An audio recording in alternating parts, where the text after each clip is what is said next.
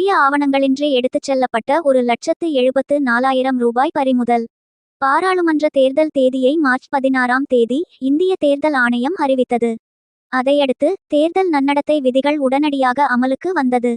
கடலூர் மாவட்டத்தில் 4 தினங்களாக தேர்தல் கண்காணிப்பு குழுவினர் தீவிர வாகன சோதனையில் ஈடுபட்டு வருகின்றனர். திட்டக்குடி சட்டசபை தொகுதிக்குட்பட்ட விருத்தாசலம் சேலம் சாலையில் அடரி கிராமம் அருகே தாசில்தார் செந்தில்குமார் தலைமையிலான தேர்தல் கண்காணிப்பு குழுவினர் வாகன சோதனையில் ஈடுபட்டிருந்தனர்.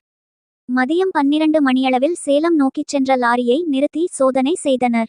அதில் வந்த சேலம் மாவட்டம் தலைவாசல் அடுத்த மணிவிழுந்தான் கிராமத்தைச் சேர்ந்த அருண்பாண்டியன் என்பவர் உரிய ஆவணங்களின்றி 80,000 ரூபாய் எடுத்துச் சென்றதை கண்டறிந்த அதிகாரிகள் அதை பறிமுதல் செய்தனர். பணத்தை பறிமுதல் செய்த தேர்தல் கண்காணிப்பு குழுவினர் திட்டக்குடி தாலுகா அலுவலகத்தில் ஒப்படைத்தனர்.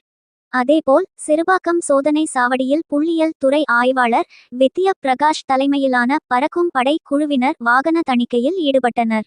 மதியம் 2 மணியளவில் சேலம் நோக்கி சென்ற லாரியை நிறுத்தி சோதனை செய்தனர்.